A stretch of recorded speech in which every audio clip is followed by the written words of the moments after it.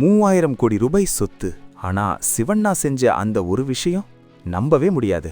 தமிழ்நாட்டுக்கும் சிவராஜ்குமாருக்கும் இவ்வளவு பெரிய பந்தமா? அவர் ஏன் அரசியலுக்கு வரல தெரியுமா? அடுத்த 50 செகண்ட்ல சொல்றேன்.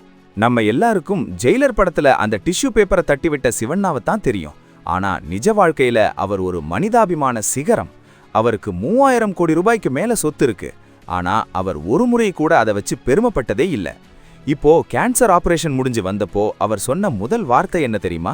உன்னை மீண்டும் பார்ப்பேன்னு நினைக்கலன்னு தன் மனைவி கிட்ட கண்கலங்கி இருக்காரு.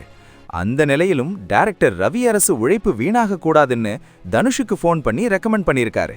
மயிலாப்பூர் கல்யாணி ஹாஸ்பிட்டல்ல பிறந்து ராயப்பேட்டை நியூ காலேஜ்ல படிச்ச நம்ம ஊரு பையன்தான் இந்த தமிழ் மகன் சிவராஜ்குமார். அப்பா ராஜ்குமார் வாங்கின அந்த ஒரு சத்தியம், யாரும் அரசியலுக்கு போகக்கூடாது. அதனாலதான் இவ்வளவு செல்வாக்கு இருந்தும் நல்லது செய்ய அரசியல் தேவையில்லைன்னு புனித் ராஜ்குமார் மாதிரி இவரும் சேவையே செஞ்சிட்டு இருக்காரு. தக் லைஃப் டைம்ல நம்ம கமலுக்காக கன்னடத்துல எதிர்ப்புகள் வந்தப்போவும் துணிஞ்சு வந்து நின்னவரு நம்ம சிவண்ணா. 3000 கோடி ரூபாய் சொத்து இருந்தும் இந்த எளிமை யாருக்கு வரும்? பணத்தை விட குணம்தான் பெருசுன்னு வாழ்ந்து காட்டுறாரு இந்த மனுஷன். சிவண்ணா சீக்கிரம் குணமடைந்து பழையபடி மாசா ஸ்கிரீன்ல வரணும்னு வேண்டிக்கிறோம். சிவராஜ்குமார் கிட்ட உங்களுக்கு பிடிச்ச குணம் எது? ஜெயிலர் ஸ்டைலா இல்ல அவரோட எளிமையா?